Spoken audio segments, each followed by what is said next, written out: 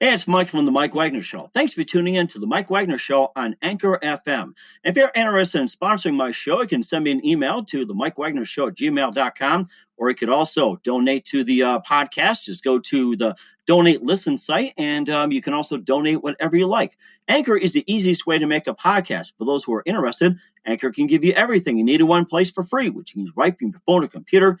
We got creation tools, allows you to record and edit podcasts so it sounds great, and they'll distribute the podcast for you so it can be heard everywhere. Spotify, Apple, Google, many more. And you can make money from the podcast with no minimum listenership. So download the Anchor app for free or go to Anchor FM to get started. It's now time for the Mike Wagner Show, powered by Sonic Web Studios. Visit online at sonicwebstudios.com for all your needs. The Mike Wagner Show can be heard on Spreaker, Spotify, iHeartRadio, YouTube, iTunes, Anchor FM, Radio Public, and the MikeWagnerShow.com. Mike brings you great guests and interesting people from all across the globe. So sit back, relax, and enjoy another great episode of the Mike Wagner Show.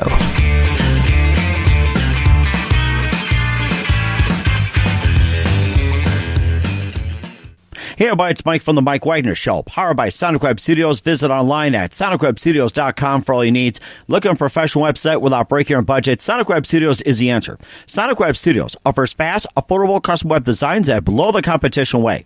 Call today at 1-800-303-3960. That's 1-800-303-3960. Or email to support@sonicwebstudios.com. Mention the Mike Wagner Show. Get 10% off your first order. Sonic Web Studios. Take your image to the next level. Also, the Mike Wagner Show can be heard on the MikeWagnerShow.com. You can check our Facebook page at Facebook.com/The Mike Wagner Show. You can download and listen on Facebook, SoundCloud, Spreaker, Spotify, and iHeartRadio. Also on Anchor FM, Radio Public, iTunes, Google Play, Apple, Deezer, Stitcher, and more. Take the Mike Wagner Show with you on any mobile device. Subscribe to the Mike Wagner Show on the YouTube channel. Also follow the Mike Wagner Show on Instagram and Twitter. And you can check out the Mike Wagner Show on over 35 podcast platforms. Just go to your favorite podcast and check out the Mike Wagner Show.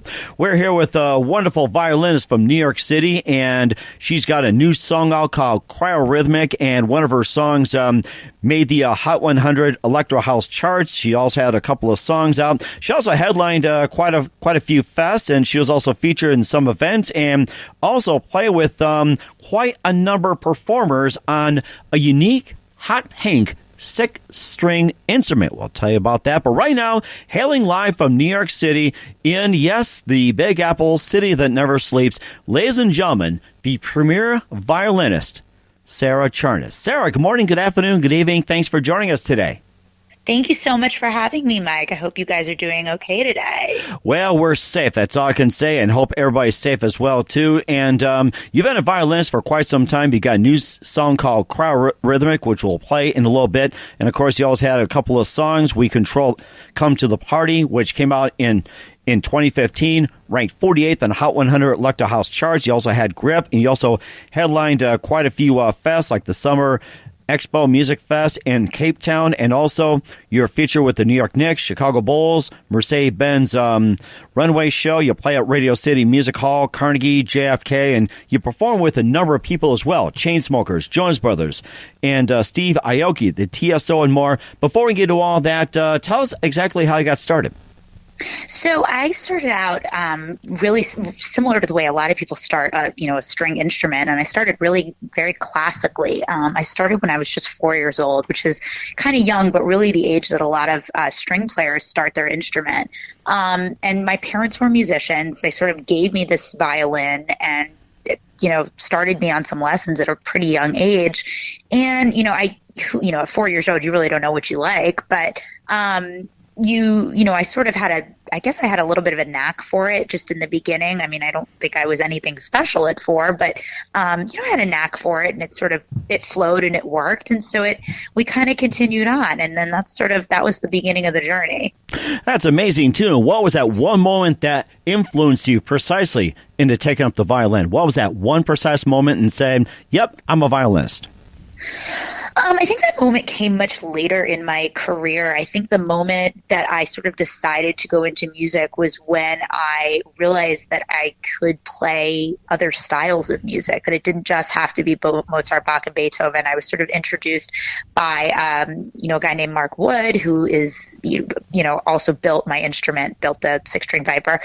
He came to my music camp, did a demonstration, and sort of showed what these instruments really could do, and it was so different from what I thought. And that was sort of that pinnacle moment of like, okay, you know what, I think I can do this because I really know how to play this instrument, and I just have to sort of, change a few things here and there along the way, and then I might really be able to make a career out of this. And that was that moment for me. And was this like a custom designed 6-string violin in hot pink? Yeah. So you can get, Mark has been designing violins for, decades, and one of his designs is called the Viper, and you can customize the Viper. The shape is the same for all Vipers. It's this V-shaped violin that goes around, straps around your body, and if your viewers want to look it up, they can do so, but it's sort of hard to describe. But then you can sort of pick how many strings you want. You can pick your color. You can pick your design. So it's very customized in that way. I've never heard of a 6-string violin, to be honest with you, and I don't know if there's a huge difference to the typical 4-string, some difference, and everything like that. And maybe how much of a difference is there between the 4-string and the 6-string? Well, the difference really only lies that you have 2 extra strings. You have a C and an F string. So you really get, just that lower register that you wouldn't otherwise have in a regular violin. It does widen the neck a little bit as well. So you have like a little bit of extra room to get your hand around, but you really adjust quite quickly to that. It's really just this incredible ability to produce that bass sound that you otherwise wouldn't have. It sounds amazing too. And I'm looking forward to hearing what you got as well too. And who are some of your favorite violinists growing up? Who were some of it? Well, I always listened to Yitzhak Perlman. I always listened to Annie-Sophie Mutter. I mean, but they were really classical players. You have to understand, I made this extreme jump into non-classical playing. Growing up, that was who I listened to. But then I started, really gaining influence from other musicians, not necessarily violinists either. I started listening to more rock and roll, more bands, really listening, exploring other avenues. And I have to say, in terms of the way I play now, I'm not so influenced necessarily by other violinists, but really by other artists in general, because there really aren't so many, violinists playing rock and roll, although I have my list of people that I really love to listen to and that have influenced me, Mark being one of them. So, it's interesting how that really shifted. And it's, it's something I say to even some of my current students that study with me. I'm like, okay, what violinist are you listening to? But it's really hard to name, or at least was 30 years ago, 20 years ago. It was hard to name a ton of rock and roll violinists because there just weren't any. Mm-hmm. And of course, who are some of your favorite artists, singers, and musicians growing up? And of course, the ones that shape and influence your sound today. So I listened growing up, religiously to Alanis Morissette. That was, I wouldn't say my music is anything like Alanis's, but she was a female musician. She was an extremely powerful person, both in the way that she played music and in her persona. So I grew up listening to her. I loved Madonna. She was just an absolute icon. And, today I love the music. I love what Lady Gaga's doing. So those are 3 female musicians that I think really were a huge inspiration to me growing up, as they were real powerful women in music that were sort of, riding along all of these men trying to figure out, okay, how can we make a name for ourselves and how can we do something really different? Mm-hmm. And it sounds like, something different as well, too. And we're going to play your song, Cryo-Rhythmic, in just a minute. But first, to listen to The Mike Wagner Show at themikewagnershow.com, powered by Sonic Web Studios. Visit online at sonicwebstudios.com for all your needs. Look at a professional website without breaking our budget. Sonic Web Studios is the answer. Sonic Web Studios offers fast, affordable custom web designs that blow the competition away. Call today at 1-800-303-3960. That's 1-800-303-3960. Or email to support@sonicwebstudios.com. Mention the Mike Wagner Show. Get 10% off your first order. Sonic Web Studios. Take your image to the next level. Also, The Mike Wagner Show can be heard on the MikeWagnerShow.com. You can check our Facebook page at Facebook.com/The Mike Wagner Show. You can download and listen on Facebook, SoundCloud, Spreaker, Spotify, and iHeartRadio. Also on Anchor FM, Radio Public, iTunes, Google Play, Apple, and more. Take The Mike Wagner Show with you on any mobile device. Subscribe to The Mike Wagner Show on the YouTube channel. Also follow The Mike Wagner Show on Instagram and Twitter today. We're here with violinist Sarah Charness here on The Mike Wagner Show. Talked about her upbringing and also from New York City as well, too, talking about some of the influences and her styles and many, many more. Right now, we have a single out that's, making the charts. We'll talk about some of her other music and her experiences playing with other groups. Right now, here's Cryo-Rhythmic from Sarah Charness right here on The Mike Wagner Show.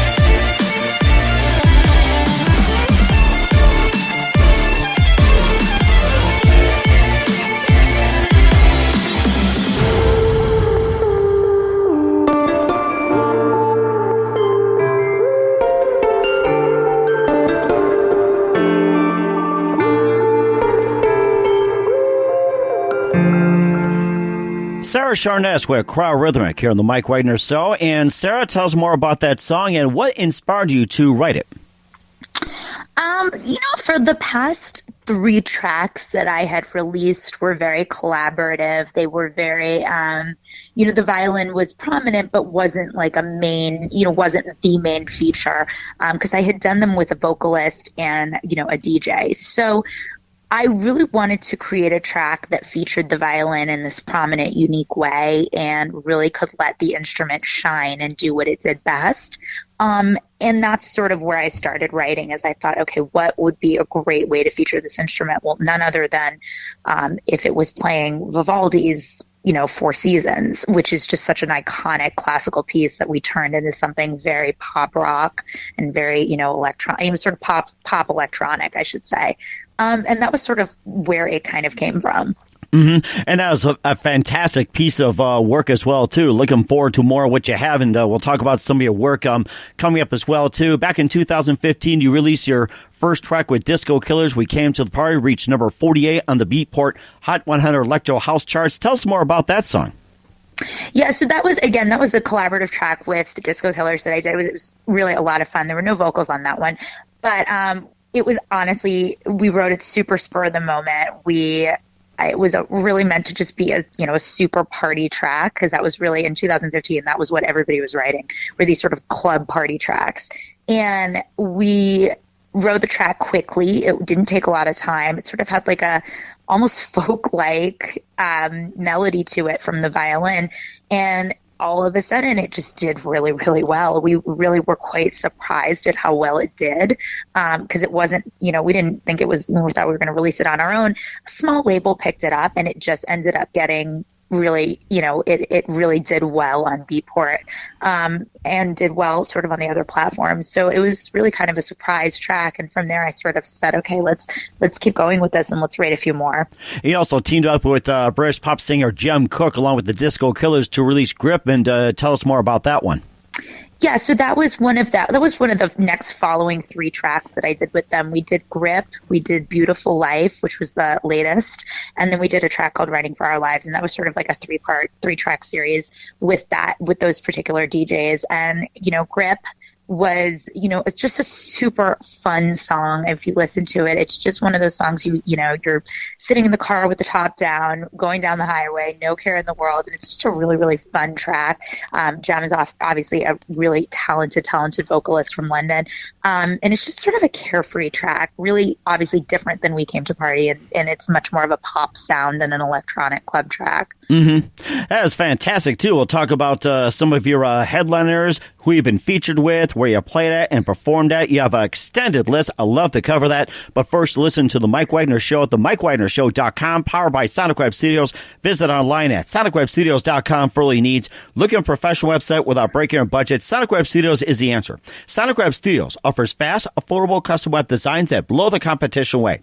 Call today at 1-800-303-3960. That's 1-800-303-3960. Or email to support@sonicwebstudios.com. Mention The Mike Wagner Show. Get 10% off your first order. Sonic Web Studios. Take your image to the next level. Also, The Mike Wagner Show can be heard on themikewagnershow.com. You can check our Facebook page at facebook.com/The Mike Wagner Show. You can download and listen on Facebook, SoundCloud, Spreaker, Spotify, and iHeartRadio. Also on Anchor FM, Radio Public, iTunes, Google Play, Apple, and more. Take The Mike Wagner Show with you on any mobile device. Subscribe to The Mike Wagner Show on the YouTube channel. Also follow The Mike Wagner Show on Instagram and Twitter today. We're here with violinist Sarah Charness here on The Mike Wagner Show from New York City. We played her latest, Cryorhythmic, which has gotten a lot of attention. Also talked about We Come to the Party, which came out in 2015, number 48 in the Hot 100 Electro House charts. Also Grip and more. You also had toured with the Trans-Siberian Orchestra, and one of my favorites, continuing in 2015, you also headlined the Summer Experience Music Fest in Cape Town, South Africa, and many, many more. Tell us about what's it like performing with the TSO and your experience in Cape Town. Yeah, so TSO was, I think, it was a brief tour. It wasn't such a long tour, but I think we were on the road for about 2 or 3 months. It was a lot of fun. It was a while ago, but it was certainly a lot of fun. It was one of my first real tours that I had done, where I lived on a tour bus and traveled around just like everyone else. And it was it was a lot of fun. It was really an experience. I think one of the most shocking things for me was just going to parts of the country that I really had never been to before. And I grew up in a city, and I live in New York City, and so I really got to see parts of the United States that I had never seen. And of course, playing, really large venues and having to have that kind of an experience was really, really, it was really special. So, but it's interesting. Life on the road is not always what you think it's going to be. It's obviously an amazing group, but like any amazing group, it's very grueling work. You're playing a show or 2 a day, and that's grueling. So it's a tiring schedule, and you have to sort of just, take it for what it is. But it was overall a fantastic experience. That was amazing. And also, you've been the Summer Experience Music Fest in Cape Town. Tell us more about that. And what was it like, being in Cape Town? Oh my gosh, well, that was an experience too. I feel like everything has been such a crazy experience. No, Cape Town was great. I mean, Cape Town is a beautiful, beautiful city. It was interesting. We rehearsed for a few days prior to that festival in Johannesburg, and I'd never been to Johannesburg before. And I was just so culture shocked when I got there, just how different it is from the United States. First of all, it's really not the safest city in the world. And I remember getting into a car and somebody said, put your purse in the back. And I said, the back seat? Why do I need to put my purse in there? No, put your purse in the trunk is what they meant. Oh, and I had yeah. to put my purse in the trunk because somebody could literally take your window out driving down the street if they saw you were carrying a bag. So it was just really overall like a very shocking experience. And then, of course, you leave Johannesburg and you go to Cape Town, and it's like night and day. It's totally different. Cape Town's very touristy. It's very beautiful. It's by the sea. It's gorgeous. And then we got to play this really cool music festival that was going on there. And that part was obviously amazing. That was such a treat. But South Africa it's a beautiful country. I mean, it really is a stunning country. It was just, it was really interesting. It was a cool experience. It was a summer experience. Hey, you also got to play with the New York Knicks and the Chicago Bulls, and you also were in the Mercedes-Benz Fashion Week, and tell us what's it like there. And are you a basketball fan by any chance? It sounds like you've been kind of attracted to playing for the Knicks and the Bulls as well. Yeah, no, I love basketball. I love going to basketball games. They're always a ton of fun. They move quickly and keep my attention. That was a lot of fun. It was cool. The Knicks was especially a fun one because the Knicks City Dancers at that point were doing a lot of collaborative work. So we got to kind of create a whole routine around one of the songs that we picked, and it was very choreographed, and we put a lot of work into it. A lot of rehearsal went into it. And it was sort of their halftime show for one of the big games at Christmas time, which was really a lot of fun. And so that was really, it was just a really, really fun day. It's on YouTube if anybody wants to look at it. It's on my YouTube page. But it was just a super fun show, and it was really cool. Madison Square Garden is such an iconic arena, and so many people have played there. It's cool to be in such a big space that's just, got so much amazing energy. And the Bulls was the same thing. It's just such a crazy experience. So it was overall, it was, really an amazing time. And, basketball games are so much fun in general. The audiences are so into whatever you're doing. You could kind of go out there and do whatever you want. They think it's fabulous. So, in that respect, it's sort of low pressure in that way. Mm-hmm. It sounds fantastic as well, too. You play at Radio City Music Hall, Carnegie, JFK, and more. And I have to say this. What is your favorite venue to play? What is my favorite venue? I don't know that I necessarily have a favorite venue. I would say I have had my favorite performances, some of which are, as small as doing something in somebody's living room, which I think are, just extremely special. So I wouldn't say, the bigger is not better. Certainly think that, there are some really cool venues that I've done, there's Massey Hall in Toronto, which is such an old theater, and everybody's played in that. It's really cool because when you go back in Massey Hall, you see all the signatures of every single band that's been there, and it's all of your favorite bands or all of your favorite artists, with their signatures up in the green room. So I definitely have my, have had some really cool venues to play, but I think, bigger is not better. It's, you can have incredibly cool experiences with performances that are really small and intimate. Mm-hmm. And besides playing in New York, what's been your most favorite city to play in? Favorite city to play? Probably I played in Prague, and that was an extremely cool experience. I played at the Prague Opera House, and Prague is it's so gorgeous. That's stunning on every level. So I think Prague was definitely really special. Yeah, it sounds like it too. And also, you also play with the Chainsmokers, Jonas Brothers, and also open for Steve Aoki, Diana Ross, Florida, and more. And tell us about those guys, and who is your favorite to play with?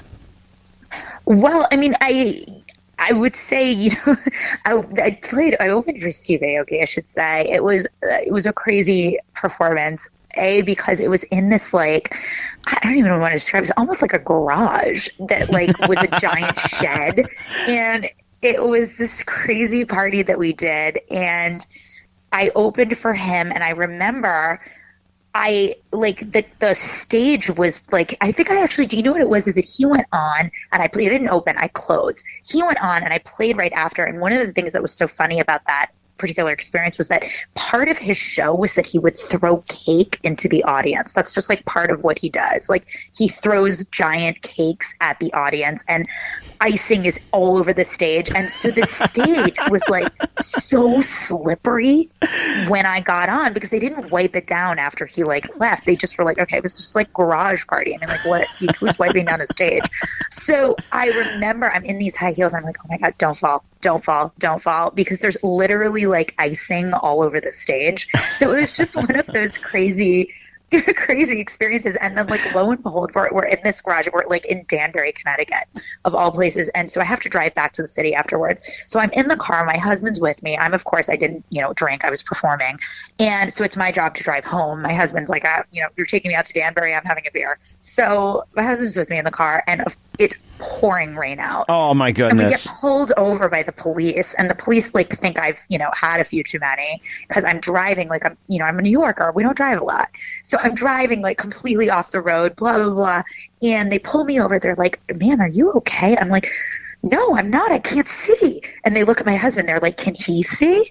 And I said, no, he's drinking. He's been drinking. He's drunk. Like, I just can't see. And they're like, it was just like the most hilarious experience. So that's like my Steve Aoki like story is not only did I almost fall on stage, but I was pulled over that night. Like, totally. Anyway, we got home okay. Everybody was fine. No ticket. Just a warning.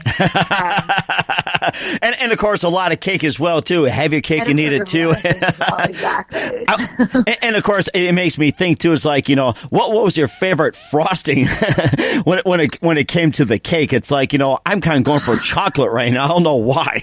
Yeah, I don't know. Like, I don't know how he decided the cake was going to be like that signature part of his show, but it is. If you've ever seen Steve Aoki live, I don't know how many people have, but I think that's like a regular thing that he does. Throw cake, unbelievable. He throws whole cakes into the audience. It's very funny. I'm sure he and Marie Antoinette would have gotten along very nicely, I have to say. And of course, I was going to mention Diana Ross. She's an icon when it comes to music. And what's it like opening for her? That was also an experience. What was so shocking. So we played like very briefly before everybody was playing not for such a long period of time because it was the opening of the Dallas Cowboys stadium. So it was really a party for all of the people at the Dallas Cowboys. And so it was not it wasn't like a full concert or anything. So we played very briefly. What was so surprising about her, it was just, how many outfit changes she had. She must have brought, she didn't sing that many songs. She must have had 10 costume changes for 4 songs. Really? So she would change. She would have something elaborate underneath an outfit, and then there'd be another change. Her costuming is just so elaborate. But it was, of course, a lot of fun because she's, again, such a huge icon. So to be able to stand, 3 feet away from her and listen to her sing is really just so special.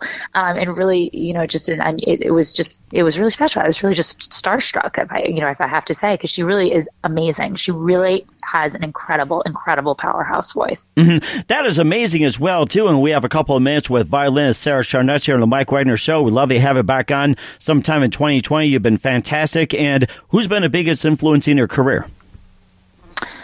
Oh, so hard. I would say there's so many people that have been influenced. It's really hard for me to name one person that has been the biggest influence. I would say, a genre has been the biggest influence in my career, which was the rise of electronic pop was what influenced my career to go in the direction that it did. And so instead of labeling it a person, I'm going to label it a genre that really influenced me. And that really happened in really around 2000. I would say 2009, 2010, that was really the rise. And that was when I really started getting into this into all of these electronic tracks that really sort of took me to the next level. And it was that genre that really changed my perspective in my career. That is amazing. What's the best advice you can give to anybody at this point? Keep at it. This is not, nobody claims success overnight. At least very few people do. I think it takes a really long time. I think it's milestones and stepping stones and things like that. And I think it's not an overnight. There's no such thing as an overnight success, even though think that there are these overnight successes. These are people that probably have been working really, really hard for long periods of time. And I think you just have to be patient and persevere and know that it may not happen right away. Mm-hmm. And what are your upcoming plans for 2020 in terms of new music? Oh my gosh. Well, I was supposed to release a ton of new music coming up, but I haven't even been able to get into a studio since everything started to go sour a few weeks ago. So TBD. I mean, I'm really, like everybody else in this country, I'm sort of sitting here with bated breath, waiting to see what happens next and waiting to see, where things go in terms of, the COVID crisis that we're in. But I would say, my first thing is to stay safe, stay inside, do what everybody else is doing. Hopefully I will be able to get back in with my producers in my studio and get in there soon to make some music, because that was the plan, was to start in on some new music right about now. So I hope that we can continue to do that down the road. That's fantastic. Looking forward to having what you got as well, too. Once again, violinist Sarah Charness from New York City and the Mike Wagner Show. Sarah, thank you for your time. You've been fantastic. Looking forward to having you again soon. Absolutely. Thank you so much, Mike. And before we go, not yet, by the way, hold on to your 6-string hot pink violin. What's your upcoming projects? What's your website? How do people contact you? Where can people purchase or listen to your music? Sure. So all of my music is on Spotify. My latest track, Cryorhythmic, also has a pretty cool music video that we just released. So you can look it up, Cryorhythmic, on YouTube. And I'm on Instagram at Sarah Pink Violin. My website is www.sarahcharness.com. Twitter, sarahcharness.com as well. And Facebook, same thing. Facebook, at Sarah Charness. Twitter at Sarah Charness. Sorry about that. So you can pretty much find me that way. And all of my music is on Spotify, Amazon, all of the streaming platforms, and also on Apple. Fantastic, Sarah. Just want to say again, big thank you for your time. You've been fantastic. Looking forward to having you again soon. Do us a favor, keep us up to date. We'd love you to have back on sometime in 2020 and beyond. Absolutely, Mike. Thank you so much. Thanks for listening to The Mike Wagner Show, powered by Sonic Web Studios. Visit online at sonicwebstudios.com for all your needs. The Mike Wagner Show can be heard on Spreaker, Spotify, iHeartRadio, iTunes, YouTube, Anchor FM, Radio Public, and themikewagnershow.com. Please support our program with your donations at themikewagnershow.com. Join us again next time for another great episode of The Mike Wagner Show.